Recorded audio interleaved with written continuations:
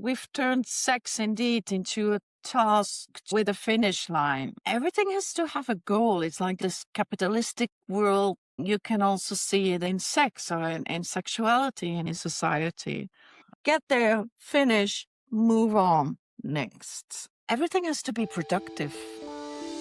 Welcome to Come Talk with Aimee, the podcast where sex isn't whispered about, it's talked about out loud. I'm Aimee, your host and intimacy coach, here to spark raw, playful, and unfiltered conversations about relationships, desire, and everything in between.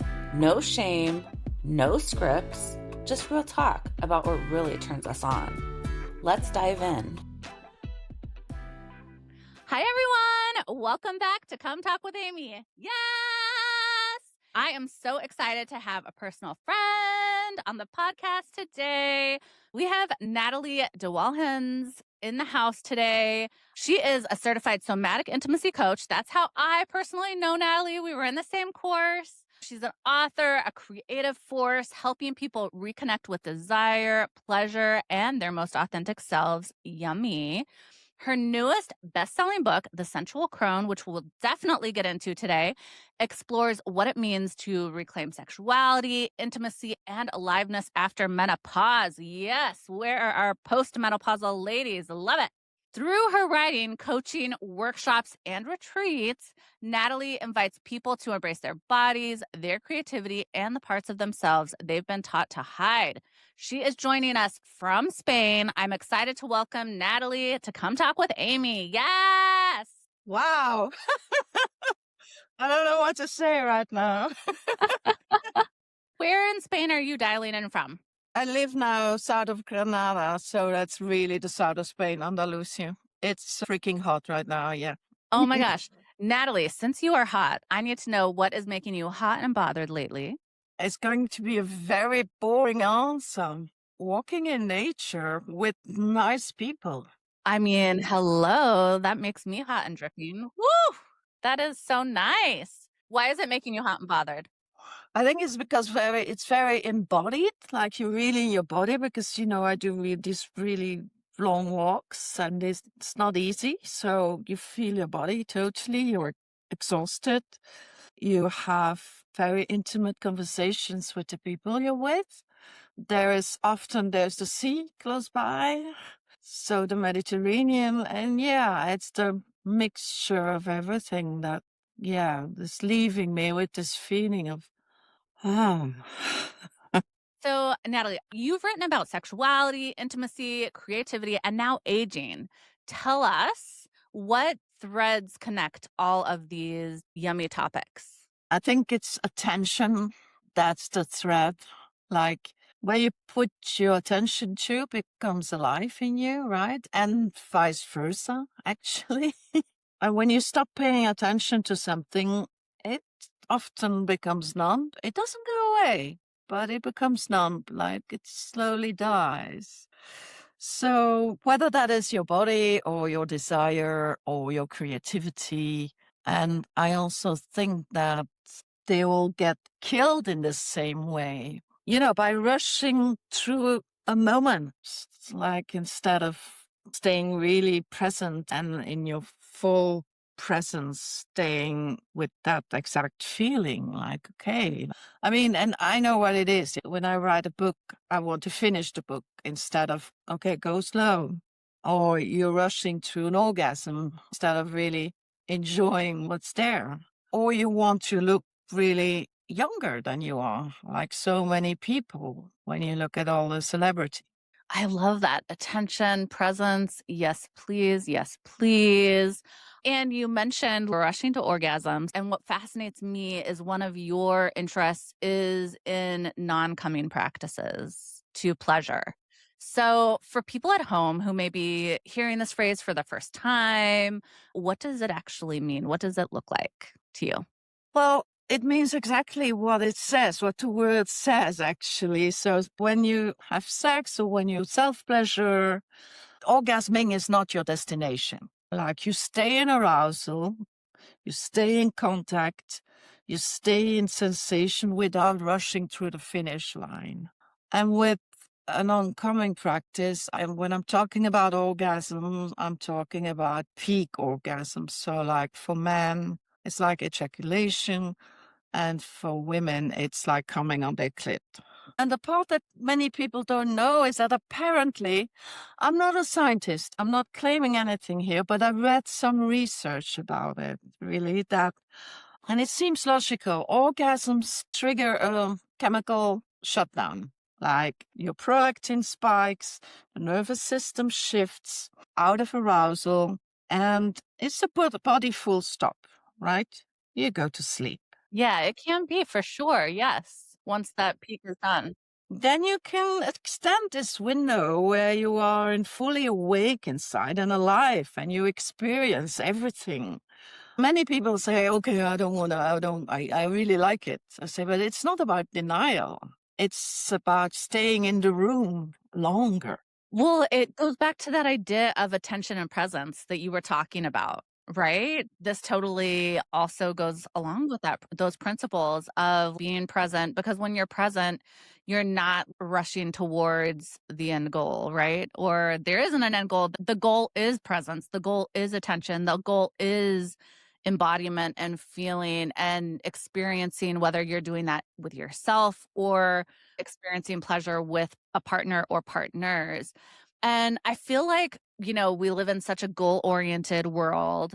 So, how can people and how have you helped your clients shift the mindset in approaching sex from this idea and lens of presence versus racing to the orgasm?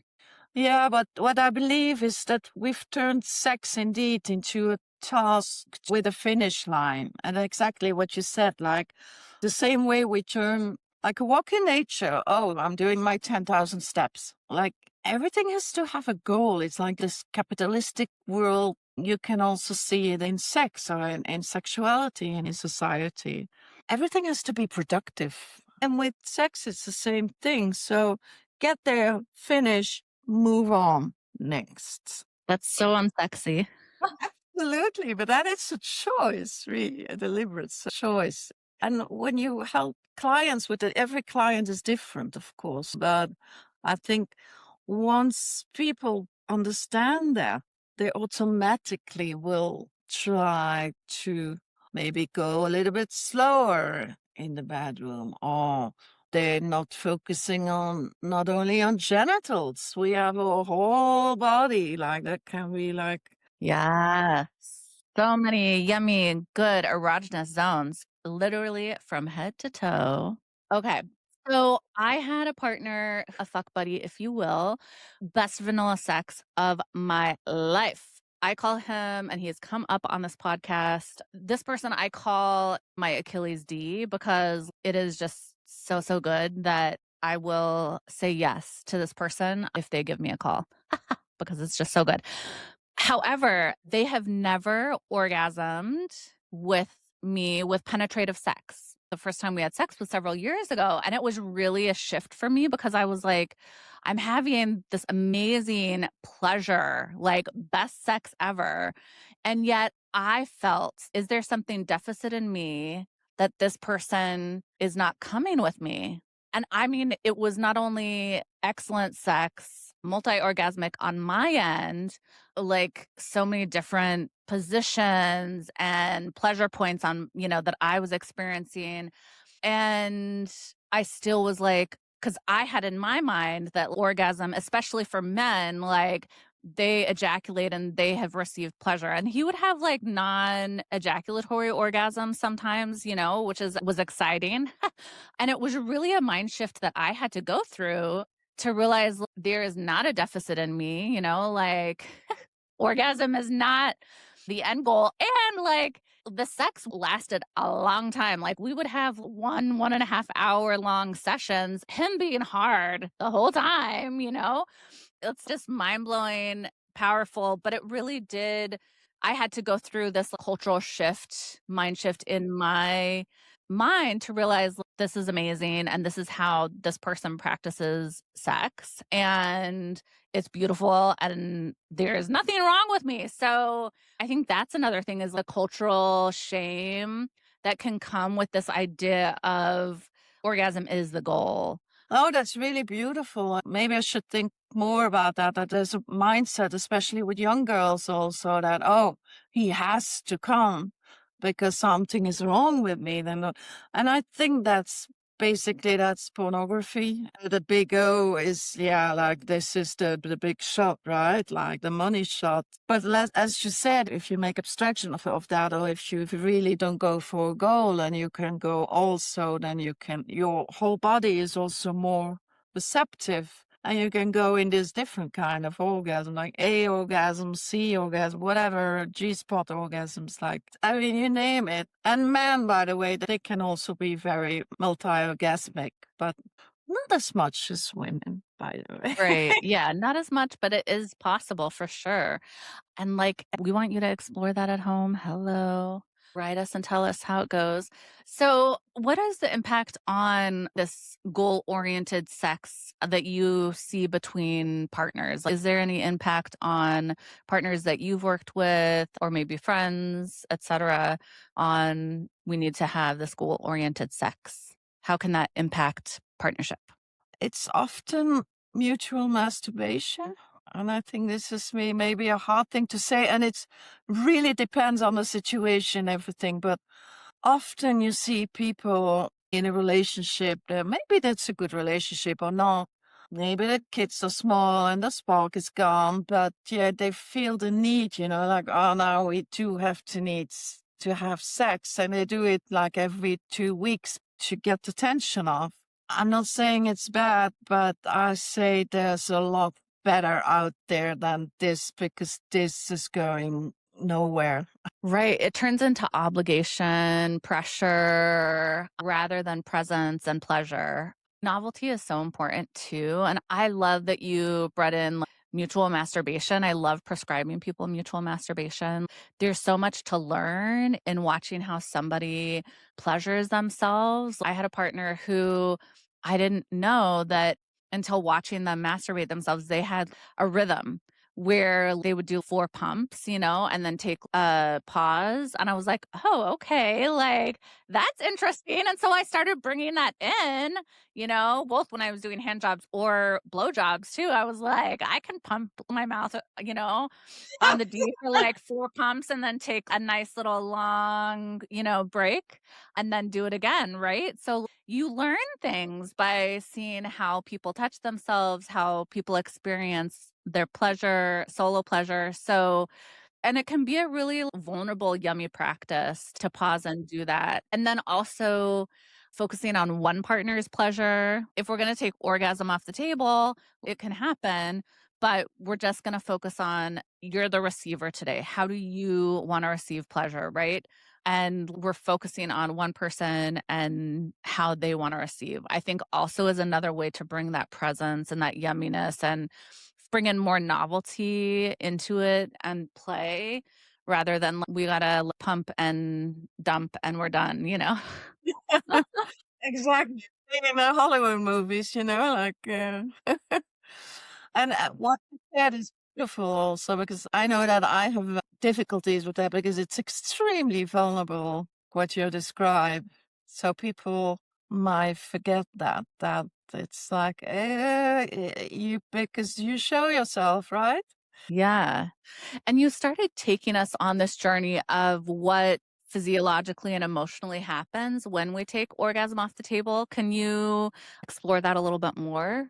Yeah, well, instead of crashing, actually, you stay into this window of sensation, I believe. And I think one of the most interesting things is when you orgasm, or when people orgasm often, or will have a peak orgasm, the body gets smaller. You get tense, like, ooh. And if you can try to open the body up, like it's such a different feeling. You can always see it also, even here. Like, whoa. And this is also what it does. And I don't want to be an anti-orgasm speaker here. Absolutely not. But just think about it. And emotionally, it's going to be disorientating in the beginning. And you can go online and go for, I mean, it's a very old practice. The Daoists are doing it. Neo-tantric practitioners do it. In Italy, they did it in the Renaissance because they knew they would be a better lover and they didn't want to make babies. Hey. Check and check. Yeah. So you can go on the internet and look for a 21-day challenge or something like that, something similar. And man will get blue balls probably, but that's okay. I mean, you don't die from blue balls. You can get blue clit too. Hello. So it's all good. Anticipation, that happens. Do you have experience with new tantric practices? I don't, and I'm so fascinated with it. I need to learn more. Following a neo-tantric school, yes, but if you want to go that way, gotta be careful what you choose. There's a lot of schools out there, and they're not the same. And some are very hippie-like, some are like very, all these people in white clothes dancing around the fire and looking into each other's eyes for days. It's like what they call white tantra, and that's totally okay. But I needed something more, something heavier to awake. But I'm sure it's not for everyone. So if you're going that way, I mean, there's a whole panoply. It's interesting. Okay, so people should go explore different avenues when looking into it to see what really resonates with them, because not all neo-tantric practices, what I'm hearing from you, are the same. Absolutely not. I've done like 10 years of retreats and courses and stuff. So some people don't need it. And I love to I love to explore what a human is. There's so much to say about that. But I wanna hear more. Tell us. when I started with it was like 15, 20 years ago. I bought my first Tantra book when I was 22 or 23, a long time ago. I'm 60. But my partner, I showed it to my partner and said, "Hey, look at this. This is interesting." He said, "Ah, poor. This is bullshit." And then I was afraid to open this Pandora's box. And it's also what I write in my book, by the way, like exactly these words. And then I say, no, I'm afraid, okay, what if I open the box and this huge sexuality comes out? And now I've opened it and it came out and nothing bad happened. Yes, but I think, like, you bring up such a common fear, the fear of what if or what will it look like from exploring my sexuality. It is powerful, it is a powerful journey to take, and that can be frightening. The beginning can be frightening, the unknown, but we're here to tell you, it's expansive, fucking beautiful. I love that you continued to lean into what your body and mind were calling to forward. And I think it's also very common to have partners to present, exploration to partners and feel shamed about that when they're like dismissing it. And I know when I was in my marriage, the sex was few and far between and not pleasurable for me. And I was on a girls' trip with my sister and my 2 aunts, and we were at a bookstore in Santa Fe, and I found this really great book all about sex that had different positions, and I mean, it was very thick, and I was like, "This is gonna be a great tool to, like, bring in and to talk about it," and oh, yeah, no, it sat on our shelf collecting dust because he wanted nothing to do with it, That is a reality that a lot of us face, and I think bringing curiosity and compassion when that does happen, as far as, okay, what is my desire, and understanding when there are shifts from partners, and how is there a way for me to communicate this to my partner, or is it time to find a new partner and go on this journey on my own, I like to mention shame. Shame is so important, but you should easily fill a couple of hours of podcast with shame because it's so, so strong and so complicated. And conditioning too. I mean, I was conditioned to, okay, you're 17, 18, you kiss a boy. When you kiss a boy, you have to marry him and you'll get a dog and kids. Like, it didn't really that way, but more or less it did. Yeah. Yeah, absolutely. No, that's a script that I know very well, and shame comes up in every episode because where there is sex, there is shame. We all have shame scripts around that. Everyone has experienced shame, usually in multiple forms, right? Cultural, familial, religious, etc., governmental as well for some of us. So, yeah, the shame is real and it's such an important thing to address. And, I like to say curiosity and compassion and coming if you want the coming.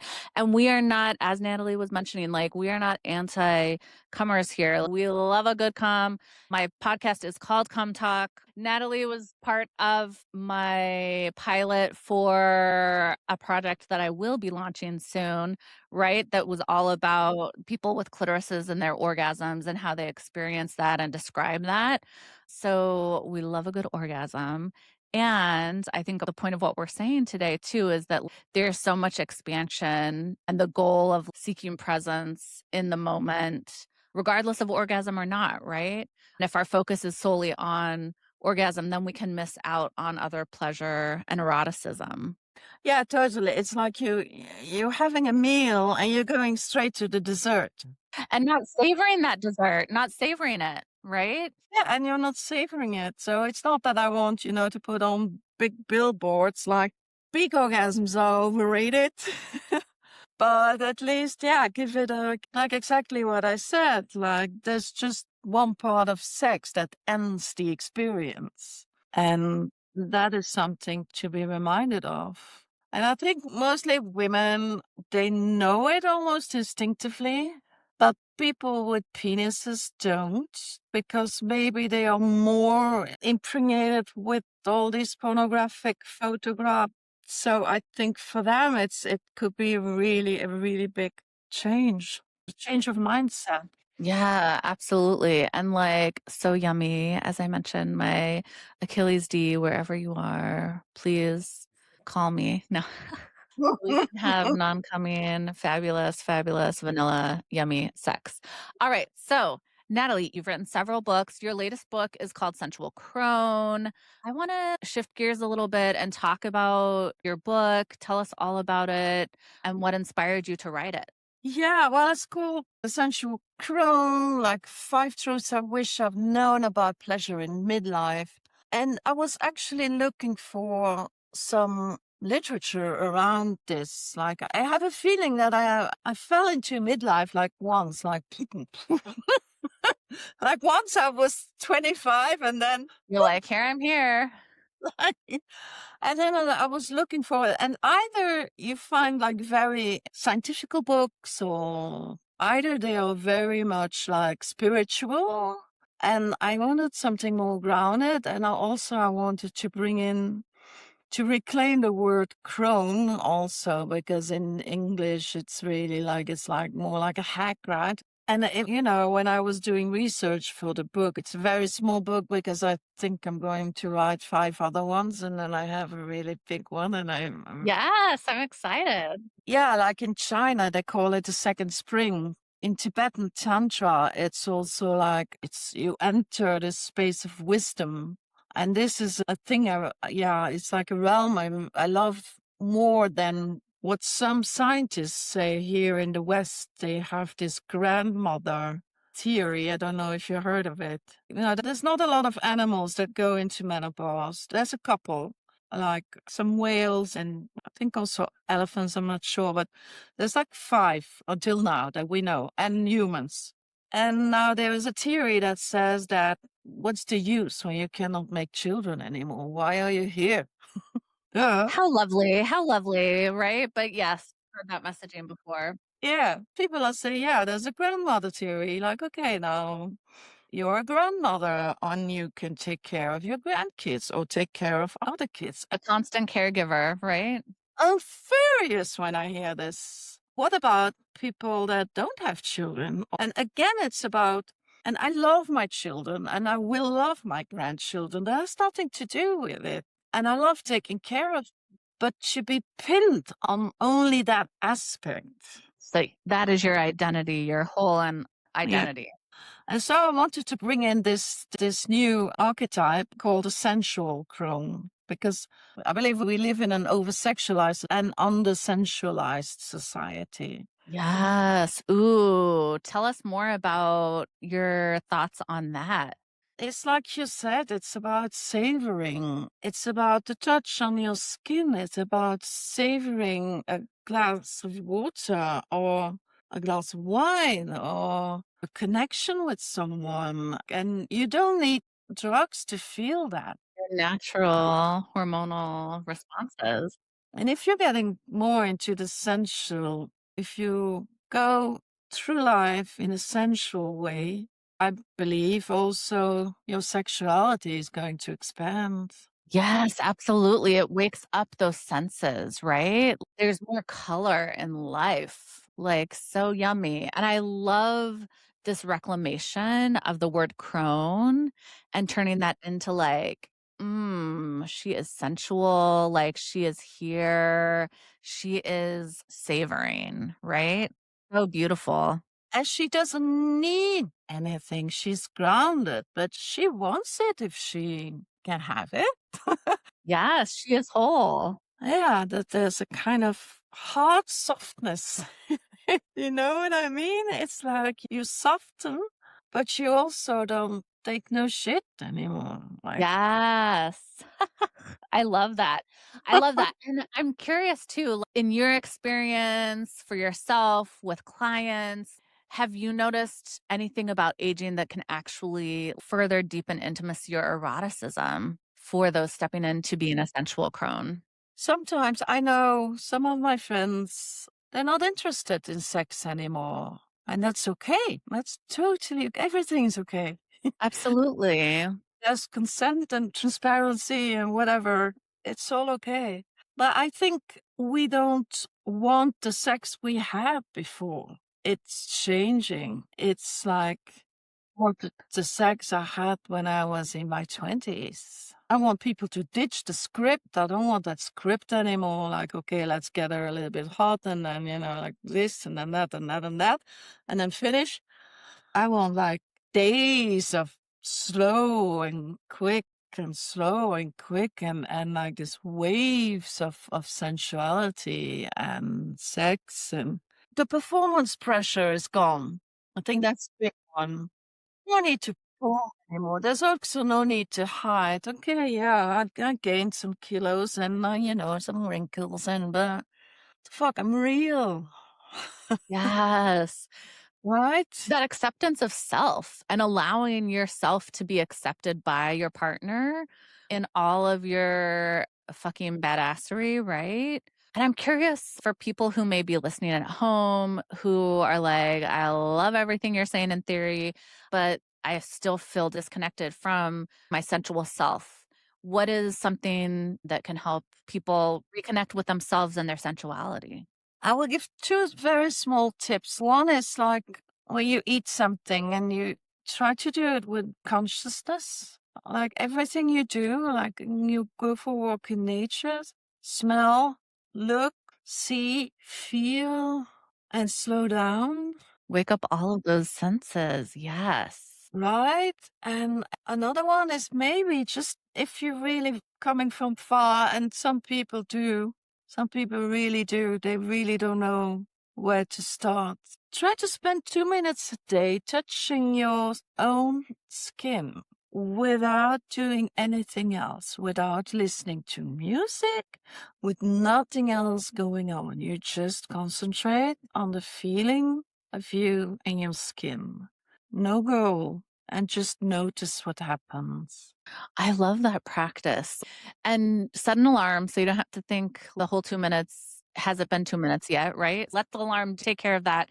And just like waking up your body. And then start with your arm one day or maybe a few days and then move on to your leg. Right?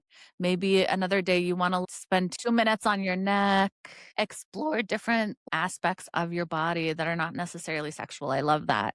And lean into that sensuality and what does touch feel like. Woo! Woo! Natalie, this has been fucking fabulous. Where can people find your book? You also have an upcoming retreat in a few months. Can you tell us a little bit about that? Oh, yes, I would love to. I'm totally excited about it because it's the first retreat I'm doing completely. I'm organizing from A to Z. I'm doing this with another woman I love a lot who's called Sandra Carson. It will be in Spain in October from the 11th till the 18th. It's kind of a luxury. And we want to invite like about 8 to 10 women postmenopausal who really want to be cared for, who don't want to do anything but, wake up saying, okay, shall I go and go for coffee or go for a plunge in the swimming pool? But of course, there's really much more than that. We have a whole program. We don't do yoga. It's not a yoga retreat. That was the first thing that was on my list. There are many yoga retreats out there. And Sandra was a yoga teacher for 30 years, I think, and she stepped out of it also. But we'll start with some dancing or moving or whatever. And then I invited flamenco dancers to come and give a workshop. And Ooh, I love that. I mean, have you seen all the flamenco dancer danced? I mean, that's so powerful. I mean, talking about sensual crones, there will be talks, there will be sharings, there will be also the last day we're going to have like a ritual to really step consciously in this age of being this sensual crone, very consciously and fierce. Fierce, pleasure, power, yes, presence, all of that. Yes. Oh my God. That sounds amazing. We'll definitely have information for your book linked in the show notes for the retreat. Oh my God. Get yourselves to Spain, people. All of the sensual crones. We want to see you there. I want to hear all about it. Before we wrap up, we always love to come to completion here at Come Talk with Aimee. Are you ready to come to completion? Oh, yes. Give it to me, baby. Yes. So, first question, most overrated sexual advice. Relax. Just relax. Ah! Yeah, we've all been there. Get rid of that script. Okay. Most underrated pleasure practice. Go slow. It doesn't mean relax. Oh my God. Yes. Give it to us slow. Mm-mm-mm. Slow and sensual.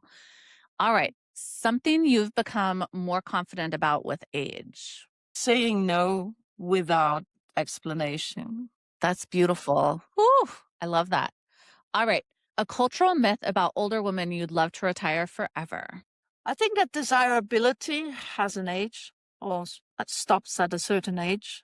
It doesn't. Really not. People, it doesn't. Yes. I love that message. Yes. All right. A sensation you wish people paid more attention to. Pleasure in your whole body from head to toe. Yes. Wake it up. Wake it up. And all of its yummy, erotic juices. All right. One word that describes great intimacy. Presence. Presence. Yes. I feel like that's been the word of the day. All right. Something currently bringing you pleasure. This walk nowadays, like walking in nature, but also, yeah, sex also in general with a good lover is waking up every cell in my body. Yes. The quality, not the quantity. Yes. Although you could enjoy the quantity too. All right. Favorite way to reconnect with your body. Same thing. Absolutely. And lately, like a workout actually also. It's hard, but it's pleasurable in a way. Yeah. Yeah, absolutely. Well, you're again like all of those endorphins, those natural hormones are being released. Like, yeah. The sexiest quality in a person. Can I choose two? Yes, you can. That's curiosity. It's also a word that you use a lot. And I think it's so sexy and it's so tender and beautiful. But also somebody who doesn't take himself or themselves too seriously, please. Please and thank you. A curious, humorous person. Like, hello. Yes. All right. Last question. Fill in the blank. Pleasure becomes more powerful when. When it stops needing to go somewhere. Yes. Yes. Mic drop. Like, that's perfect. Yes, full circle, full circle. Thank you for bringing us there. Thank you for coming on Come Talk with Aimee. This has been so amazing. So we talked about your book, your retreat. Nathalie, where can people find you? Oh, I have a website. It's www.nathaliedewalhens.com. Everything is basically on my website. I'm also on Instagram and Facebook, and I read every mail myself. I live in Spain. It's hola at nathaliedewalhens.com. Amazing. And we will definitely have all of the information, your website, your Insta, and information about your book and your retreat in the show notes. So everyone at home, go and click on show notes to get that information, to connect with Nathalie. This has been fabulous. We want to know at home, how are you decentering the orgasm? How are you bringing presence into your play, whether that's partnered, personal play? Tell us, slide in our DMs, write in the comments. Remember to masturbate, lubricate, and get it. As always, thank you for coming. Please come again, and come again. Yes. That's all for today, lover. Remember to masturbate, lubricate, and get it. If you liked this episode, share with a friend, like, subscribe, and as always, thank you for coming. Please come again, and come again.